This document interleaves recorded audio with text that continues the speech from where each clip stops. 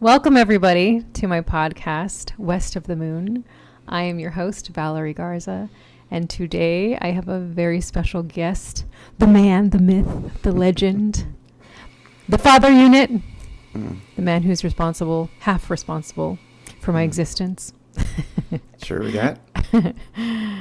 Welcome, Dad, to the podcast. Thank you very much. Is this your first podcast you've ever done? Yes, it is. So if I stutter a bit, please bear with me. I'll edit it out.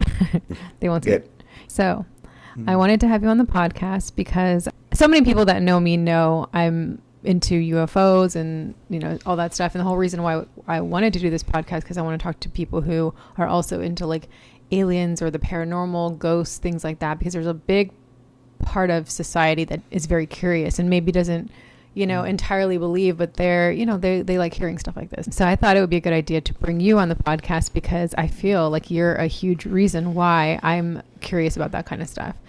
Okay, well, it sounds good to me.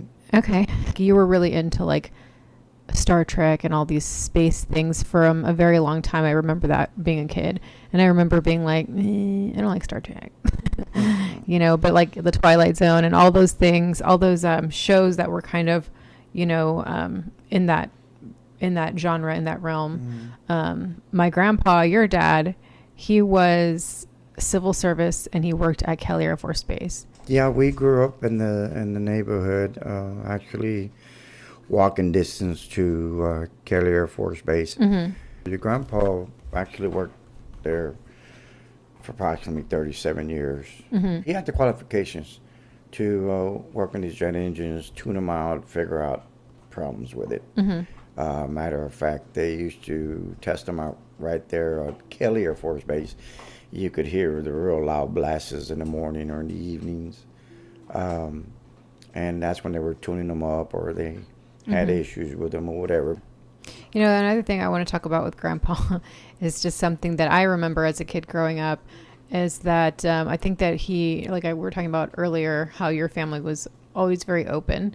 I feel like I remember being a little kid and going to Grandpa's house, or maybe it was Grandpa's house, or before it was Grandpa's house, it was like Wela's house. Right. Grandma. But there was, he always had a lot of Native American art on the walls, like the wolves and all that stuff. Yeah. And I remember him having like a Buddha statue there. I remember being a little kid with the Buddha, and he would always tell us to rub the Buddha belly. Yeah, he had several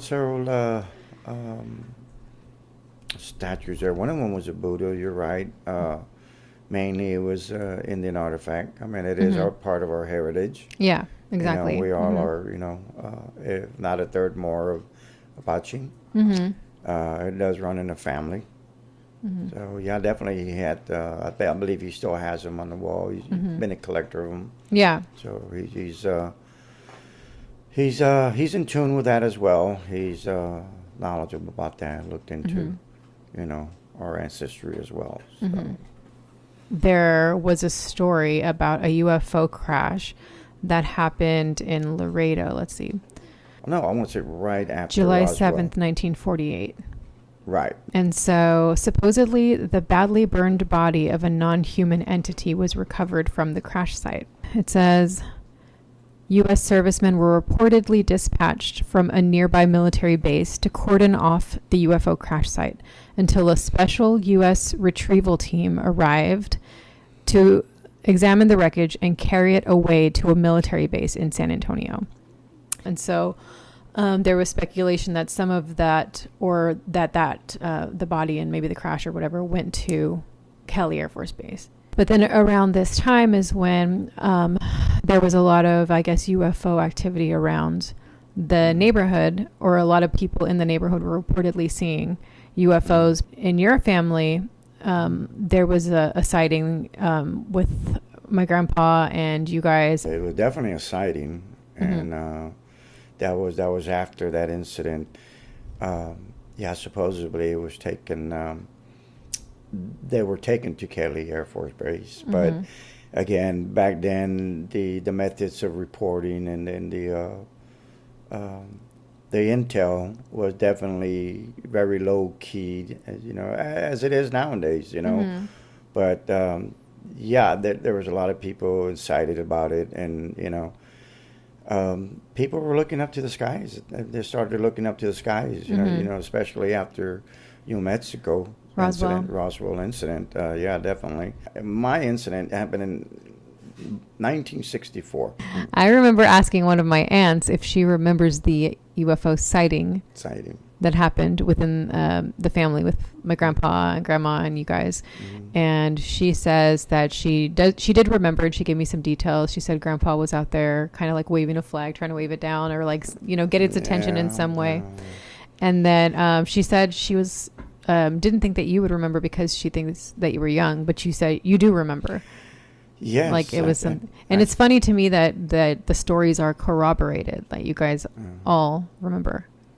Yeah, I for many years, I thought it might have been just a dream. I mean, I was a child.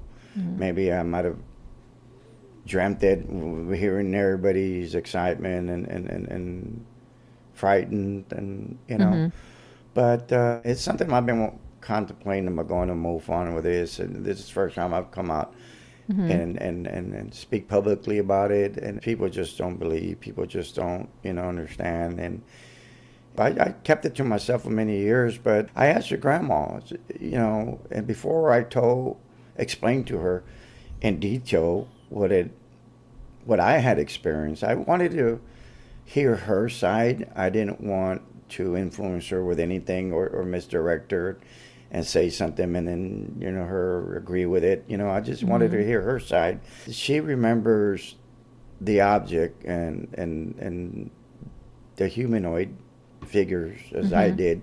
That was mainly the part that she remembered, that corroborated that I didn't dream of this, that this actually did happen to me.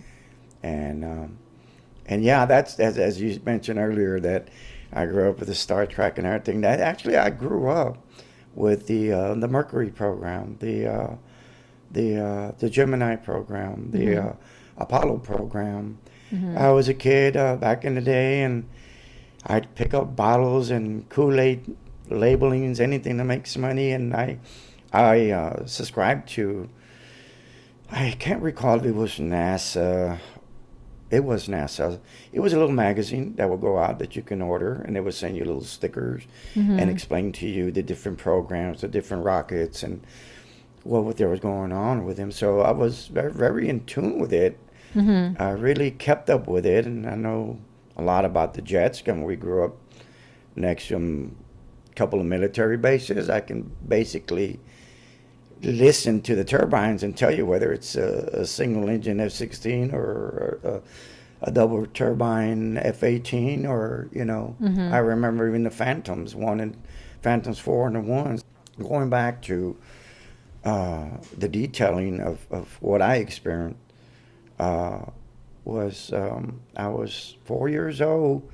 I might have just turned 5. It had to have been in the summer of 1964. I do remember we didn't have central air conditioning, so we had our window open up in the back and very cool breeze. And I remember staring out the window as I'm waking up, and just give me a minute here. It just brings back a lot. I remember looking up, raising my head, and looking out the window. I want to say the best way I can describe it, it might have been maybe 1 or 2 steel telephone poles in height. I mean, rather, off the ground. And it was pretty much in kind of like a 4:10 o'clock position, and was kind of wobbling, doing this kind of orientation. And I remember specifically hearing the UFO more. It drowned it out. The noises coming from this object drowned it out. What woke me up, which is my family. That was pretty much in awe and in hysterics. Grandma was yelling, and the ING was obviously crying. And I remember looking out this window, and it's funny that I don't know. These kind of crafts that I saw at that time, you hardly don't get that kind of description anymore. But the description that what I saw was your typical UFO disc, but the bottom part almost seemed like a pot pan right side up. It wasn't rounded. It's kind of hard to describe. Almost like a bottom of a maybe a teacup or a coffee cup. But there was a humming. I remember there was a humming, and remember seeing lights or sparks of lights. I mean, I'm 4 years old. I'm barely waking up. But I'm seeing illumination, and I can hear the sound as the lights were going on around it in the bottom of this craft. But I can hear the humming, the zoom, zoom, zoom, and it was in sequence with the lighting as it went on. And that caught my attention, obviously, you know. Yeah. But then I remember when I looked above that, I saw there was a glass that actually, from my angle, I want to say it was almost, for a description of a window, let's say of an RV or a car, it's kind of like a straight white across, windshield right? or something. White windshield, right? But it was kind of like it wasn't a bright white in there. It was a off-white maybe. But I do remember seeing 3 humanoid figurines at that time. Now I call them humanoid. At that time I thought they were human beings, but there was just something strange about it. As a child at 4 years old, you're just not going to point your finger at it. You know? Yeah. They seem slim, tall. I saw basically from the waist down, up, rather. Their heads were just something different about it. I can't put now it's your typical description of a gray. Yeah. Basically, that's what I seen. And you know what's funny is like with my alien group that I've been meeting up with, I call them my alien group, but they're really good people. But one of the members of the group mentioned recently that if people ever see the grays, like the race of aliens that they call the grays, that they always show up in 3s, which is funny that you say that. So I don't know how true that is, but well, it happened in '64. There were 3. And that was confirmed through your grandma in 2018, 2 years ago. She described exactly what I had seen. And, of course, she was terrified of the whole thing. And as a child, I'm sure it I made didn't an get impression. scared. It definitely made an impression. I don't recall too much more other than I remember Grandpa putting us in a car. And we drove towards Kennedy High School, which was it was actually right in the outskirts of Kelly Air Force Base. And I don't remember this part, but your grandpa and everybody else, I mean, I think Grandma was hugging me. I'm 4 years old, but Grandpa describes that it actually stayed stationary above Kennedy Kennedy High School. And then it took off at that point. I mean, that's pretty much my experience through it. Yeah. And it definitely has had an impact on me. I mean, as I started growing up, many years went by and I just let it go. Maybe we talked amongst ourselves, you know, me and your uncles, my brothers and my sisters. My sister at the time, it was only one sister I had. We talked about it, but then, you know, as kids, you move on, you play, you forget, you know. And then it's not till years later when somebody might bring it up or something, and I would bring it up, and they would just laugh at me, and, you know, and people just don't believe. People don't believe, So I just stopped talking all in all about it unless I would hear somebody bring it up or talk about it or ask me, and then I would open up to them. But publicly, I've never done it. Yeah. And I'm doing it for you, daughter. But this has really kept me very involved with just about every reported incident. You know, I mean, I'm just hooked on this to try to find out what it was. And it's interesting because they are also talking about aliens or extraterrestrials. I hate to call them aliens all the time, but extraterrestrials, ETs, they talk about transdimensional. Yeah, interdimensional, exactly. So they're could, it's basically like a science that we haven't figured out yet, like how they're able to do this, how they're able to travel from, solar system to solar system faster than the speed of light. It has to be some other way that our science hasn't caught up with yet. Yeah. So, so I wanted also, I don't know if I mentioned to you, I'm not going to talk a lot about this, but the CIA released a document detailing astral projection and hemisync. Hemisync is there's a specific type of meditation that makes, because most people operate with brain dominance, which means that you're either mostly right-brained or mostly left-brained. Like if you're a left-brained person, that's usually the people that are more, they're more about like, they operate more in like numbers and like math and things like that, like make more sense to them, versus the right-brained, it's more creative. So more like math and formulas, more like logistical things, I guess. And then the right brain is like more about hands-on, just more creative stuff. So with the hemisync that they were studying, so the CIA, I guess, charged this man. I haven't read through the entire document, so I'm not going to go through all of it, but just the idea of syncing up your hemispheres of your brain with this specific type of meditation. And there's a certain thing that they do that gets your brain, instead of being more right brain or more left brain, it's operating at the same level, both hemispheres. So that means that you'll be good, at math and also at being creative. So it's like it evens you out as a human being. But also what they say is that it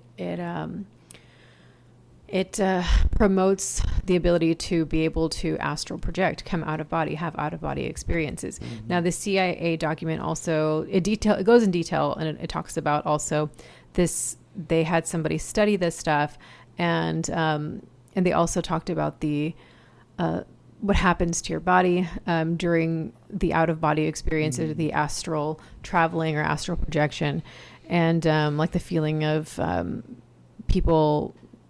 A report feeling like they get a numbness, a tingling in their body, and then they're just like catapulted out of their awareness leaves their body. So they can sometimes feel themselves like floating to the ceiling or touching the walls, things like that. And also what I thought was interesting with this document is it also talks about non-corporeal beings, meaning beings that don't have bodies. So transdimensional beings, like that's another thing that that this could talk about. Again, I haven't read the whole thing, but I just kind of wanted to bring that up to talk about also some experiences that you've told me with you having that out-of-body feeling and that out-of-body consciousness. And it was interesting to me because I have had those similar experiences as well, where and I've had them my whole life. Like I first, and it's funny because when they first start to happen, it's like you don't really know what's happening, and your body just kind of gets like, it feels like a tingling, like when you fall asleep on your leg and it gets that tingling. It's like that, but it's also like, somebody described it once, because there's a whole culture of people who this has happened to, and it's like people describe that feeling as like a fizzing, like your body is kind of like zzz, like buzzing, and people will hear high-pitched noises or whatever, and then the next thing they know, they're either floating, they can touch the ceiling, or they can travel to other places. They can see what's around in their apartment, like, or whatever, like their consciousness is not local to their body. So it's called non-locality. That's like the theory that they call it. I remember you saying that you had some experiences where I was shocked when you told me that you had that, because that's just something that I've had my whole life. And it kind of got to a point where I had it so much, and I used to be so scared of it until like I was in my mid 30s. And then at some point I realized like, this is not going to go away, and it's not hurting me. Like I'm not dying from this, it's just, it's a scary feeling if you don't recognize it. It's interesting that I probably got that from you if you've been having that your whole life. Yeah, actually, it's more common than what most people think. And I've done a little research, not very much research on that. I have different experiences with that whether it was related or not to what I experienced as a child, I'll never know. But I've heard that majority, well, there's quite a few in his family that actually have experienced this, including your uncles. The Atina, her and I talk Yeah, about this stuff all the time. And in my case, and again, I don't really know if this got anything to do with, my incident, but reading and researching, and it just follows the same kind of pattern. Yeah. But yes, I did have these frightening, very frightening as a little boy, these experiences. The incident happened in 1964, but I was in the 5th grade, 6th grade when I started experiencing this, and that's about maybe You're talking about astral projection. Yes, astral projection. We'll just call it AP for short. AP. Yes, I call it sleep paralysis, but I'd imagine it's the same thing. No, it is. And actually, I was going to say that here a second ago, because it is all tied in together. And from what the research I've done, because like I said, I've also had this phenomenon for like my whole life with sleep paralysis, your body starts to fall asleep, and it does fall asleep, but your mind doesn't fall asleep yet. So that's the first stage. And then the next stage is when you are in that space. That sleep paralysis can be really scary for a number of reasons. A lot of people report seeing other entities or perceiving other entities. They can't move, they can't scream, they can't wake themselves up. But the next step up from that is that you do start to detach from your body. Either you like come out completely, and then your awareness, that's when you can start to feel the ceiling and stuff like that, and that's the beginning of projecting your astral body. That's where that term comes from, like your soul or consciousness, awareness, whatever you want to call it. And then after that, the next level is lucid dreaming. So you're lucid, so and you can control the dream around you. You can even bring yourself back to your body and all that stuff. So I think it's definitely all connected. I'd imagine it probably varies on the individual, because in my case, I would lay down, and it was normally when I lay down on my back, and I found out that has something to do with it as well. You got to keep in mind, at that time, I'm an 11, 10-year-old kid. I mean, I leave in the mornings and come back in the evening, so running around, I'm tired. So, you might relate it to that. I do remember when they first started, it was very scary. I would lay down, and as soon as I lay down, my body would just freeze. It was dark, and I would start hearing this noise in the background, almost like a ringing in the ear. But as I would try to scream and yell for help, this ringing would get louder. But the very first couple of times, obviously, I would yell, and then it would get louder and louder, and I'd get more scared. And I did learn pretty quick that keep quiet and it'll go away. Yeah. And as I did that, it would go away, and then to the point where I would wake up, and then I would obviously get up and run. Yeah. Scared. Well, that's how it started for me. And then it got to the point to where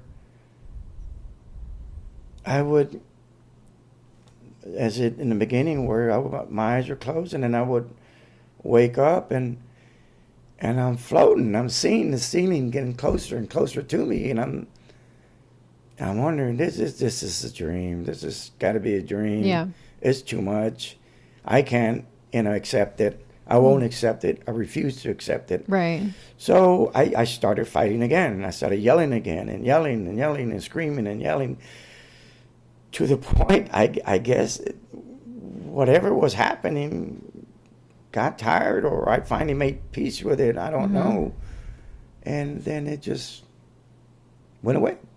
some people on sleep paralysis, they all, other words for sleep paralysis are night terrors. They call it the old hag syndrome, because I mean, this has been happening for centuries. And back in the day, people would go through things like that in sleep paralysis where they would feel other entities. And some people reported people like choking them, or like a demon. They would think it's a demon sitting on their chest, like choking them, or like doing things like that.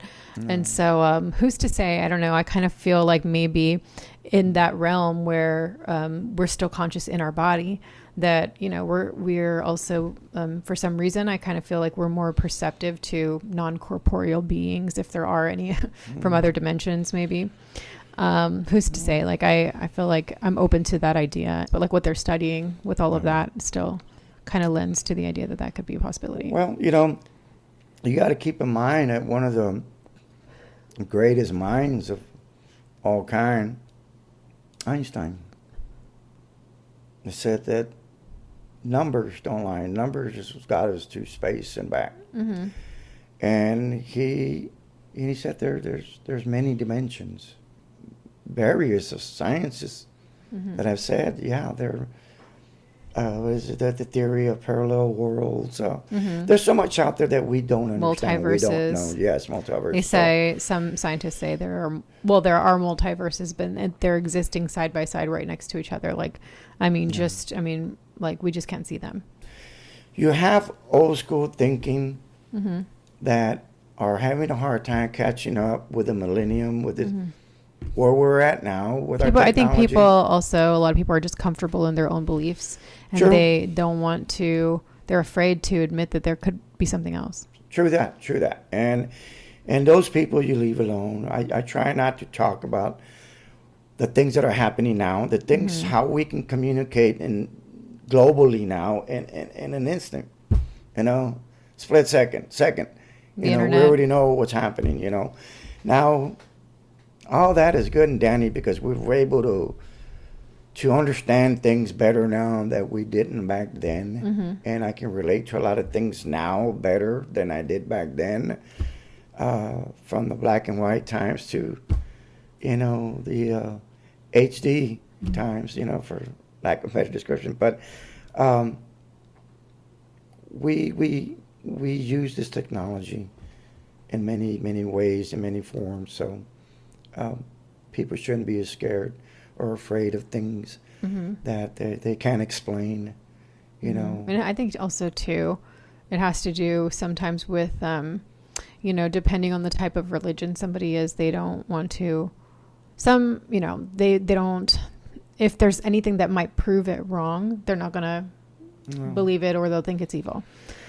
True this. And this is where, I mean, I was born Catholic, and I'm probably going to die Catholic. We all, the human beings, we need a sense of direction. We need a right and wrong, a left and right, an up and down. A moral compass. Yes, we need a moral compass. And that gives a sense of direction. And again, I will die as a Catholic as well. This religion is made out of man. Right. You know, every religion goes into the Holy Bible, takes a slice of cheese, runs with it, and interprets it their own way. Right. Our ancestors believe, and you know, our ancestry as being Apaches, you know, we believed in the God of water, the light, the cycles of the planets, yes, the moon, you know, the sun. Things were more simplistic back then, and we needed that direction. We needed that understanding. We needed something, you know. More like the Egyptians had all their gods, and the Greeks and the Romans had their gods, and it explained their reality at the time. Exactly. And, you know, and there's nothing wrong with that, because you know what? If somebody chooses to believe in religion and in God, it grounds them. For sure. And that's a good thing, because for the most part, if they're not using, some people are crazy though.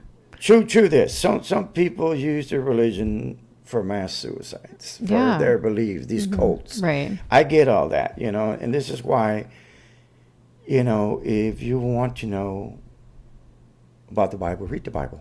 Right. You know, you don't really need somebody interpreting it for you. You can read it yourself and understand it yourself, your way. And me, I truly believe that there is a God. And this God can be a God of many. Be the God of the grace too. You know, who's to say? Right, exactly. You know, yeah. but we need that sense of direction. We need that foundation. We need to know who we are. But I choose to believe and hold on to my God.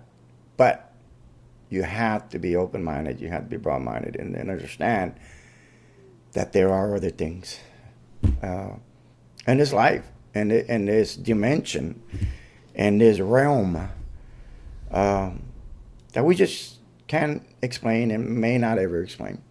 I myself, I'm very fond of the Apache ways, as your grandpa Garza has held on to his. I do mine, but some people will say that that's witchcraft or that's Antichrist or something different, and it's not. It's a belief that I think people, just the way, the Bible is based on like Jesus's teachings, and even though I'm not religious, I'm more spiritual. I do love the teachings of Jesus and kindness and non-judgment, and so I think sometimes some people in some religions, not naming anyone in specific one, just use that to be able to judge others when that's not even the way that it's supposed to be, according to that own book, that their own Bible.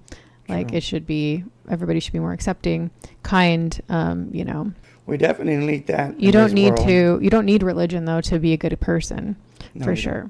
I thank you for inviting me and to explain and share this, what I went through in my life. I know I brought it up a few times in the past, but with you guys, my family, my kids, I don't push it on you guys. I don't expect for you all to believe me. It's something that I experienced, and it was real, as is would. Yeah. It's solid. It happened. There's witnesses. But with all this, people could see it right in front of their faces and still not believe it. Oh, yeah. Still not believe it. Everybody has their own reality and their own truth, and just the way that I don't understand certain people's beliefs. I'm sure that everybody has that way. We all have our own experience, and sometimes people won't believe anything outside of their own little limited experience. They just won't. And you just said it, experience. That they've experienced their own experience, and they think well, that's never happened to me, so it must not be true. True. And that's very close-minded. Yes. And this is what I'm talking about, how if one could just stop and think, what if? What if the possibilities? Well, thanks to my father unit for coming on the show and sharing your story and your experience.